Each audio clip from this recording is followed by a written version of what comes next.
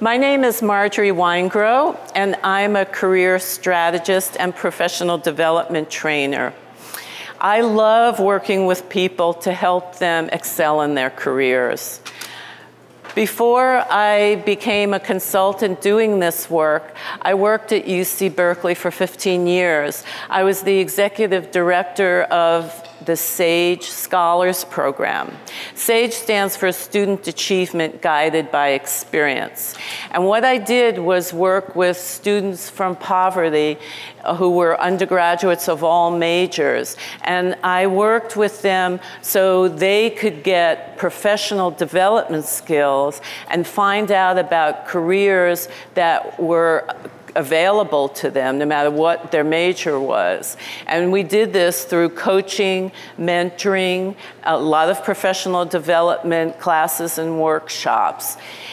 And the program was very successful. We had 100% retention, and all of our students went on to either multiple career offers or graduate school. And so there were, of course, good times and bad times over those 15 years. So sometimes were more challenging than others. And one of the most challenging is I have a background in business and in education.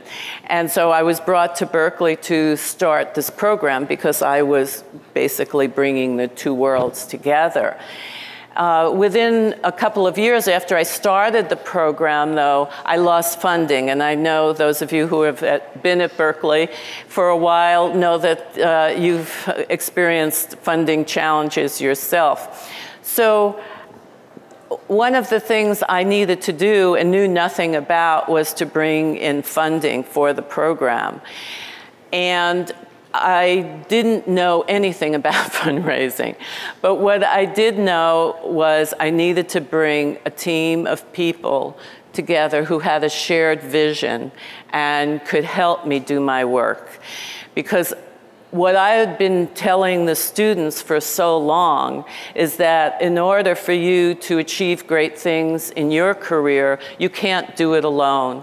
You need to ask other people. Otherwise, you're going to get burned out, because we can only do so much as one person.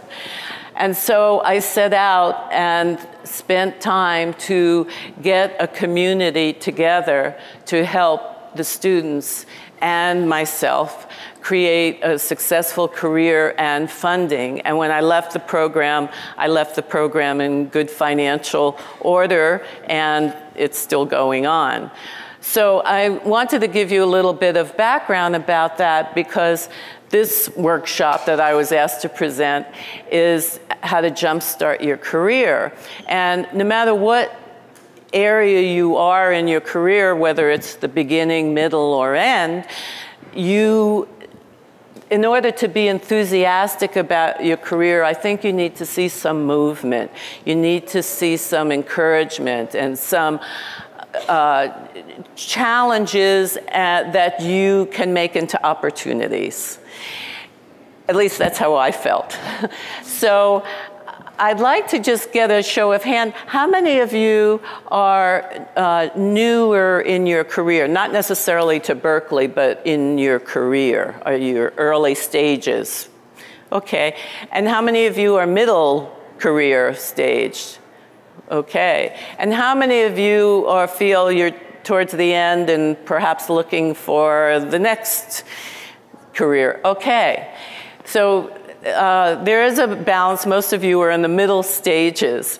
But the things that you can do, I feel, to jumpstart your career are the same whether it doesn't matter what stage you're in. So that's why I'd like to go over a couple of things that I brought up in thinking about what I've done in my career and in working with others who wanted to jumpstart their career and take on leadership roles. So it's really important that you create an individual vision that's in alignment with your department or program's vision.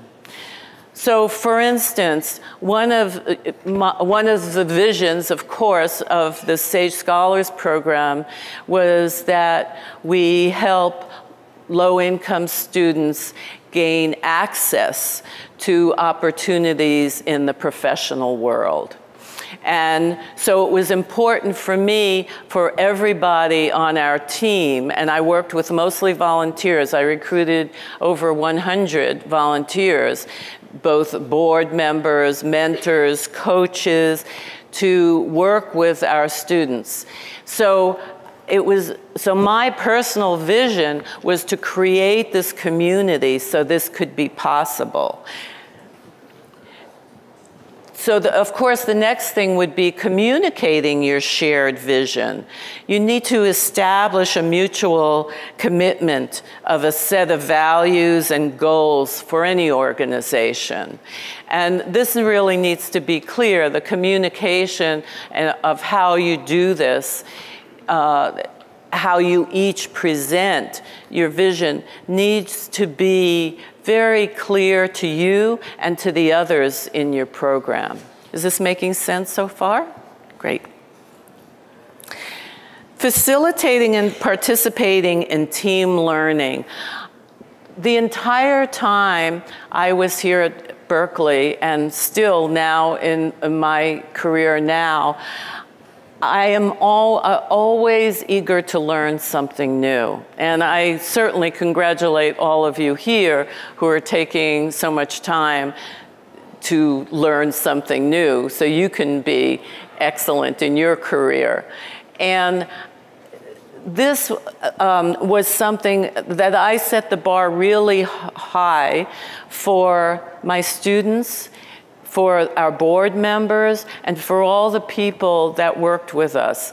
So what I did was I brought in experts in their fields, both on campus and off, to work with our program in skills that we all needed to develop, like presentation skills, professional writing, communication skills, negotiation skills. All of these skills are so important in our professional world, but they're not something that we're taught in school. So that was a personal vision of mine for myself, the students, and the program, so we could all be excellent in what we did. And that was a huge success for me as well as the program, because I learned so much along with the students by working with these experts in those fields. This also brought an amazing amount of job satisfaction because that way you can increase your organization capacity for adapting to change. Now, as you know, in education, change for a long time didn't go very well. Things were done the same for a long time. And then when there are reorganizations, then things get really shaken up, and sometimes it doesn't sit very well with a lot of people because they're not used to this. Some people love change, and then there are others who really don't like change. They resist change. And so that needs to be a part of your professional development, is that accepting the point that you have to change, that there's always going to be something else to learn, somebody else who can do something wonderful, and how can you incorporate all of that to your staff or your members and yourself. The last thing that I wanted to point out, and this is something that I start off with in my book, we talked about E3, and everybody in the Sage Scholars knew that term because it stood for entrepreneurial, excellent, and engaging. And no matter what career you're in, you really need to have all three of those now. So we can talk about those individually. Entrepreneurial as you know, you need to be able to think out of the box. If something isn't going right, if you're coming across challenges, how can you be creative enough to come up with solutions? I used to say, take every challenge as an opportunity. That challenge looks very different. Sometimes it's very hard when you lose your budget and you start thinking, well, okay, how can I make an opportunity out of this? It was very challenging at first because, as I told you, I didn't have a fundraising experience. But it turned out that it was an amazing opportunity for me because I had to get out of my comfort zone. And that, I found, was really where the magic happened. Once I got out of my comfort zone and was able to meet with people and tell them about the extraordinary students I worked with, and I was able to ask them for money or ask them for referrals for money. I didn't know about writing proposals, and I quickly learned that I needed to get a connection before I wrote a proposal. Otherwise, I was just a needle in a haystack. So I needed to get as many connections off campus as I was making on campus to help the program and my career. This was really important for me. So that comes across all three. So I needed to think out of the box to create this opportunity. And I also needed to be excellent so I could answer tough questions and be prepared for challenging situations so I could help the program. And I needed to be engaging.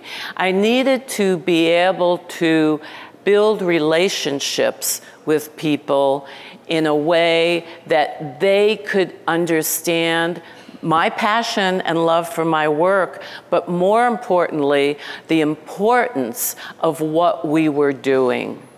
And what happened and how that really became an opportunity for me is that I found people that I absolutely loved working with because they shared this vision that I had, and they got excited about it and spread the word to other people.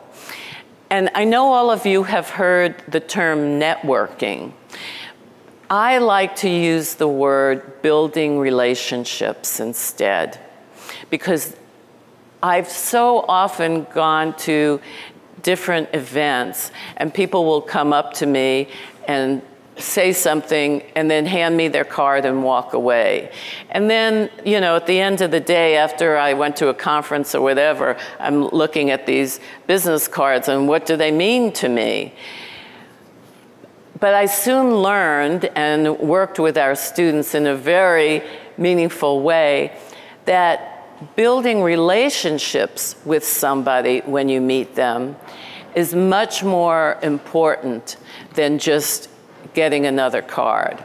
And once you build that relationship, once you express to them your passion and what you love to do, who doesn't want to hear about that? Even if their interest isn't exactly what yours is, I'm sure that you'd rather hear about somebody talk about what they love to do rather than somebody give you a list of what happened. So we're going to work on that a little bit because I really feel that that's key to having a jump start on your career and also to being excellent in what you do. Any questions so far?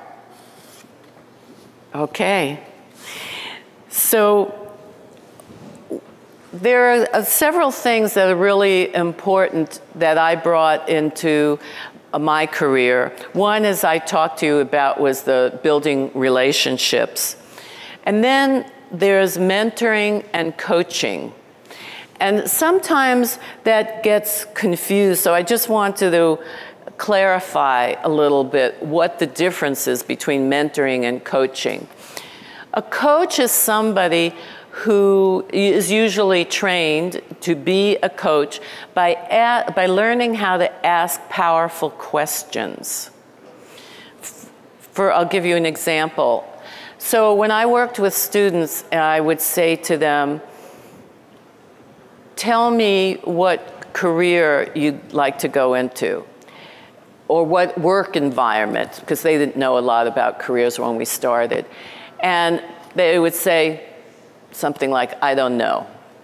So I then would come back and say, pretend you did know. What would that look like? And then all of a sudden, they were able to start thinking out of the box. You know, do you like to work with people? Do you like to work alone? You know, I started asking these questions, but they were coming up with the answers. And that's the difference of a coach. A coach will ask you these questions so you can come up with the answers about what's really important to you. Now, a mentor is somebody who is in a career that you're interested in, who can advise you about what their path is, and maybe introduce you to certain people and help you along the way. So, as you can see, it's a different structure, but I think that both are important. And that's what I did. I immediately hired a coach to help me reach the goals that I wanted to reach, because I needed to be kept on focus, because I was juggling so many things. I was raising money and working with students and dealing with volunteers and a board, and also developing a curricula for professional development. So the coach really helped me remember what my focus is, what my priorities were, and how to accomplish what I wanted to accomplish. I also wanted to find mentors who knew the campus and the challenges of being in a big bureaucracy, because prior to my job here, I had never been in a large bureaucracy before. And that was very challenging to me, coming from a business environment and nonprofit. Also was so totally different. So the mentors that I had in my life have been really valuable to me and continue to be. The other important thing about jump-starting your career is to promote yourself by giving enthusiastic presentations. And that needs to be of your work, what you've done, and also that of your team. And I know here at Berkeley, you have many opportunities to do that. And I would also encourage you to do that off campus as well. There are so many organizations and associations. How many of you are affiliated with associations? Okay. I'd really encourage you to be a part of as many associations that you feel are really in alignment with what you do and where you want to go. Because you'll get to meet these people who can really help you along the way.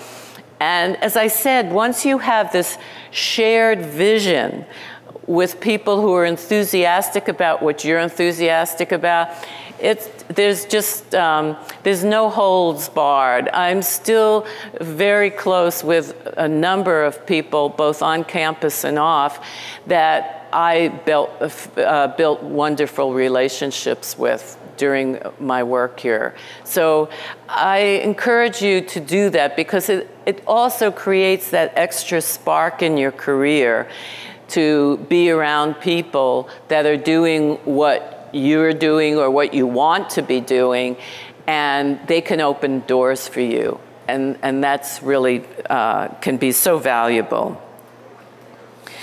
So one other thing I'd like to encourage you to do as far as building your network is think about if your network is diverse enough. Many of us might just be in associations or work with people who are in our department or in our field.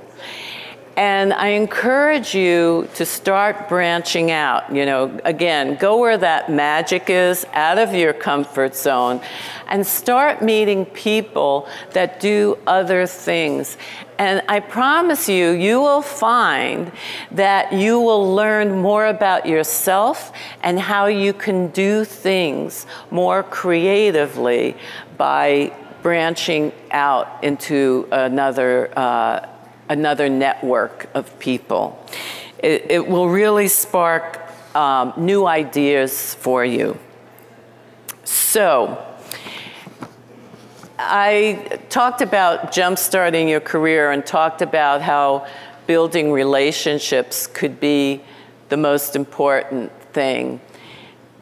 I would like to incorporate an activity that I do in creating this network and how you can do that.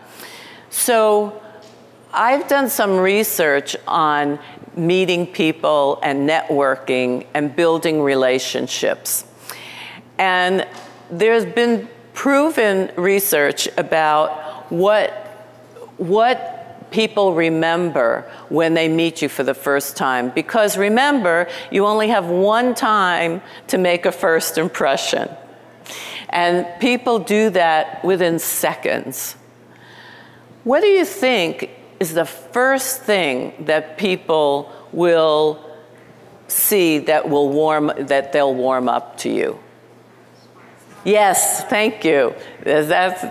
Smile is the very first thing. If you smile, you're going to be engaging, and that means you're approachable. So important to remember when you first meet somebody. Sometimes it's hard because you might be nervous at first, but smiling opens up a whole new world. What do you think is the second most important thing that the research shows? Eye contact, yes, eye contact. Often when you go to a conference or a meeting and you're meeting somebody, do you ever shake somebody's hand and they're looking behind you and looking around? It doesn't feel very good, does it? No.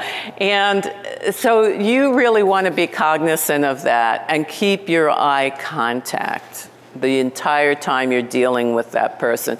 Because it's just as important to have listening skills as it is as to what you say. Remember that, because especially when you want to build a relationship, you want to bring up something that person has said to you. You want to ask them questions. So the only way to do that is to have the eye contact, and that's going to keep you engaged. Okay, what do you think the third thing is when you meet the person? What are they going to remember? You have the smile, eye contact. Yes, body language. And one of the things that I'll put into body language is your handshake. It's very interesting because I get to shake a lot of hands. I give presentations to very large groups sometimes. And it's very interesting to me the different handshakes there are. And when I worked with students, you know, and I still do actually, students told me they don't shake hands on campus. They don't have that opportunity. They don't shake hands with each other. Those of us in the professional world, of course, do and are expected to do that. But the correct way is to go indent. And one thing that we've all noticed, I think, is that some people, and it's usually men, do what I call knuckle crackers. They shake your hand so hard that you feel it for at least 10 minutes afterwards. Yes, I see a lot of head shaking. So please, please be cognizant of that, because you don't want that to be what somebody remembers about you. Otherwise, when they see you coming, they're not going to want to shake your hand again. The other extreme to that is what I call the limp fish, and that's when somebody won't hold your whole hand. You've had that, and they just have a few fingers of your hand. That's another thing that I remember. It's not a warm, confident handshake. So you want to be confident and have a strong, but not too strong, handshake that feels good to the person. It shows confidence, and it shows your confidence, and it also is a welcome in our culture. And the other thing that is so important when you meet someone is enthusiasm. And I talked about that in the beginning. When you meet somebody at the beginning and they just says, "Hi, my name is, I work for," and they give you their card, it's likely that you're not going to remember them. But if you meet somebody that says, "Well, I can't wait to tell you about what my program is working on," or "I wonder if you can tell me how you can help us with this project," you immediately have an engagement with somebody, and they share your enthusiasm. Enthusiasm is infectious, just like the smile is that we talked about. So that's really important. And do you know what the very last thing that came in this research about what people, is importance of meeting people? The very last thing really surprised me. It's what you have to say. So that means if you are engaging and have that smile and are welcoming and enthusiastic, that's going to basically get you in the door. Of course, as I talked about when I presented what E3 meant, you need to have the excellence too. But when you first meet somebody, in those seconds where they make that judgment about you, that's going to be the last thing that they think about. The others are going to be at the top of the bill. So, the last thing I wanted to point out is when you meet somebody, you have their contact, you've made a connection. What do you think is the most important thing to do after that? Follow up, exactly. And it needs to be done within 24 hours. It really does. I can't tell you how many times people will come to me and I ask them, "Oh, have you ever met anybody in such and such a field?" "Oh, yeah, about 6 months ago, I got a card from somebody." Well, do you think that person is going to remember you or likely extend themselves if you haven't had that contact with them? So I would encourage you, within 24 hours, follow up with them and refer specifically to what you talked about and propose that you meet for coffee, a phone call, or something to start the ball rolling. Also, how many, I'm going to assume that you've all heard of an elevator pitch. Is there anybody that hasn't? Okay, good. So an elevator pitch, as you know, is really important because when you meet somebody, you need to have that contact, that enthusiasm to spark an interest. And that needs to come up between 30 and 60 seconds. So how are you going to come up with that? It needs to be something that I call that's in your bones. Not something that's rehearsed, but something that's authentic, that's who you are. But also that's very concise and compelling. And that's something that you want them to remember you by. So this elevator pitch is something that I would like us to work on in a little experiential exercise that I do in my professional development trainings. Everybody game to try this? Thank you. Okay, so what I'd like you to do, I assume you all have a paper and pen. So I'd like to give you a minute to write down your pitch, your elevator pitch. And that's going to be, you just start out with, my name is, what you do, and then part 3 is come up with a line that is going to be compelling. For instance, you know, I always say it has to answer, so what? So when I say that I'm a career strategist and professional development trainer, I love working with people to help them excel in their careers. Invariably, people will follow that up with me and say, well, how do you do that? Who do you work with? What organizations do you work doing that? So it's very short, but it has something that is going to appeal to somebody. So your pitch should include something that you love, that you're excited about, and that you want to share with somebody in a concise way. Okay? So I'd like to give you maybe 2 minutes to do it. Okay. And if you have any questions, please let me know. So I'd like you to take a moment to read it through, because remember, as I said, this, we want this to be in your bones.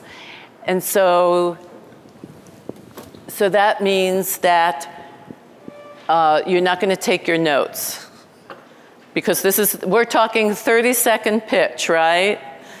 So you're going to leave your notes, so take the last 10, 15 seconds, or we'll give you another 15 seconds to just read it through and feel comfortable with it, okay? Now remember, this is a new exercise, so just have fun with this, don't worry. We're not going to test you or film you individually. Okay, so now I'd like you to put everything down, and I'd like everybody to stand up. And we're going to be doing an activity, and it's going to get a little noisy in here. So if you hear these, that means please stop talking. And so it's important that you do that so we can move on, okay? So what I'd like you to do, we have a wonderful big space, and I'd love you to all go and use this space and to find somebody here who you don't know or you don't know very well, okay? So once you have that partner or make eye contact with a person, please find a space where you have some room away from the chairs, okay? Anywhere in the room is fine. Okay? If you need a partner, then raise your hand. I just want everybody to be one-on-one. So if you can do this quickly, yeah, she's my timer. Thank you. Okay, is everybody ready? Is there anybody that doesn't have a partner? That does not? You don't? Oh, here, do we have somebody here? Oh. Okay, great, great, great. Oh, how perfect this is. Everybody's matched. How did we figure that out? Okay, so to make things easier to start, so we don't get into discussing who's going to go first, let's have short-haired people go first. Okay, he took off his hat. Okay, so short-haired people, listen up. You're going to have 30 seconds to do your pitch. So remember, smile, handshake, enthusiasm. Most important, okay? You're going to have 30 seconds, all right? Ready? Go. So how many of you felt that 30 seconds was way fast? And how many of you thought you had time left even after you finished? Yeah, that always happens. So it's really good sense to judges. So now I'd like long-haired person to give short-haired person feedback. Did they have a good handshake? Now's your chance to get this really important feedback. Did they smile? Did you have eye contact? Did you feel the enthusiasm of their pitch? Okay? So you're going to have, and this is really important feedback, so we'll give you a minute to get the feedback, okay? Go. I hope that you had enough time, because I think this feedback is so important, and this pitch and expressing who you are is a wonderful opportunity for you to get feedback on that. And I know this is a new start. So now, long-haired person, it's your turn. And because you've had the experience now and the feedback, I'd like you all to get your enthusiasm up a little bit more. Because as you know, when you're nervous, your voice tends to go down, your energy is kind of like this. So remember the body language that we talked about, so important. Use your hands. Get the energy up, and maybe speak a little louder than you normally do, just to kind of feel energetic, okay? Remember, this is the morning session, not the afternoon. You haven't had lunch yet, so let's hear the energy in long-haired people, okay? Okay, ready? Go, 30 seconds. Okay, short-haired person, please give the feedback to your long-haired partner. 1 minute. Okay, so we definitely felt the enthusiasm much more this time around. So give yourselves all. Okay. Oh, stand up. You're not finished yet. So now what I'd like you to do is we have a time for one more activity. So I would like you to go to a different partner, and we're going to do this again. You got the feedback. So find another partner that you don't know so well that you can do this with, okay? One more partner. You're only going to have 30 seconds, and then we'll be done. Yes. Yes, we are doing a 30 seconds. Different partner. Different partner. Now you're working. Should I start it? I don't think they're with partners yet. If you, you can tell the enthusiasm. Okay, can I have your attention? Okay, is everybody with a different partner? If you're not, raise your hand. Okay, okay, 2 people here. Can you find each other? This is better than Match.com. You found each? Oh, good. Here's another person. Yay. Okay. Isn't this great that this worked out? Okay. Okay, so long-haired, who went first before? Short? Okay, long-haired person, you're going first. Yeah, pull it out there. You're going first. And 30 seconds, and of course, energy level high. I can't wait to tell you. Remember? Okay, go. You're great. Thank you. Thank you. No wonder you do this. I love it. I love it.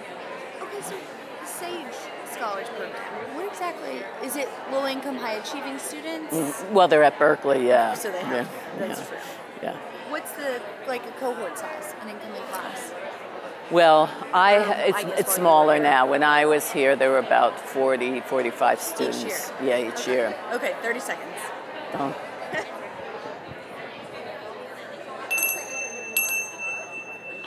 Okay. Was it easier?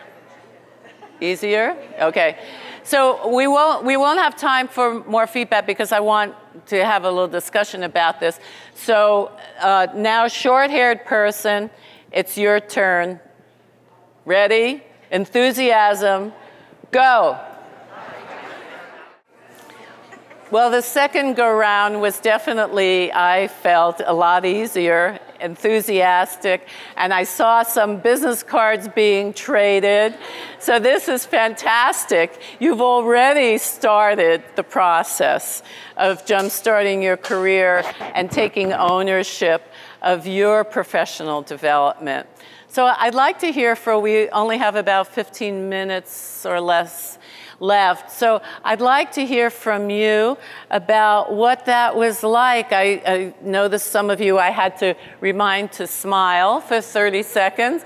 But I just really saw big changes in the second go-round. And tell me how you felt about this. Yeah.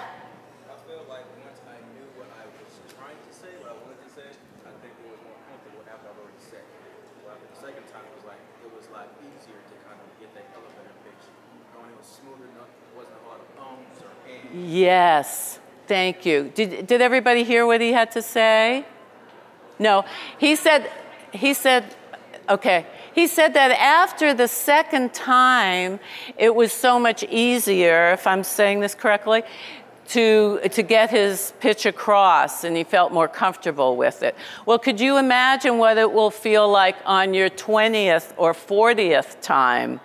Then you'll really have the enthusiasm, and it'll, as I said, it'll be in your bones. Yeah, and that's what you want. What else? Was this difficult, fun, challenging? What else?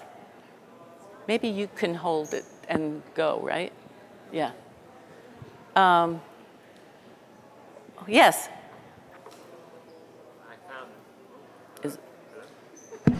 Oh, there you go. Delay. Yeah, hello. I found that the first time I focused more on sort of a list of responsibilities from my job. I just started describing what I was doing. But the second time, I wanted to convey what I was most passionate about with what I do, and by connecting to the sort of my sense of mission or my sense of the purpose of why I'm doing what I'm doing. So the first time I was focused more on what, and the second time I was focused a little more on why, and sort of conveying the gist of it. Mm-hmm. And I seemed to be more enthusiastic the second time. Exactly, yeah. Right. Because this is the opportunity for you to talk about what you're enthusiastic about, not what you do from day to day. Thank you. Great example. Anybody else? Yeah. I think one thing is it on? Yeah. One thing I noticed in talking to my first partner is she asked kind of some probing questions. So I work in entrepreneurship, and so she's like, well, entrepreneurship means so many different things. So it helped me in the next presentation to sort of explain that a little bit more, and to remember, we all sometimes have these obscure jobs or roles that maybe somebody who, may not understand what we do. So being able to sort of elaborate on what that means to work in this center, have this job, to help people understand it. I'm so glad that you brought that up, because at Berkeley, I found that people live in this world of acronyms. And even within programs, they have their own acronyms, and then they send out memos or emails and expect other people to know about these acronyms. So and students do this on their resumes all the time. They throw in these acronyms and expect people off campus to know what this is, right? So be very, very careful about the acronyms, particularly at Berkeley, that you use, and also some words that was great feedback, that could be a lot of things. That's great. Thank you. What else? No more. Okay. Well, one person brought up, did I miss? Oh, no, okay. One person asked me about the fact that she's in a career now, but she is in the process of changing her career. And how do you do that? And in your pitch. And that's a very valuable one if you are interested in changing your career, because that's a really important time to let it be known. So we talked about state what you're doing now, but spend the majority of your time talking about, and this is the career that I'm going to go into. Do you know anybody in that field of anthropology or whatever? That's a perfect opportunity for you to open up a dialogue and to put in an ask. Typically, when I do this exercise, and I ramp it up to giving people actually a whole minute, then we say, at that point, we should throw in an ask. And that could be something like a business card. Can I follow? Or somebody here did it in 30 seconds. I was very impressed. It could be a business card. It could be something like scheduling coffee together. I'd love to meet you outside of this conference. What would be good time for me to follow up with you? Think about incorporating an ask into your pitch. Then it's going to be even more meaningful to you. That's really important.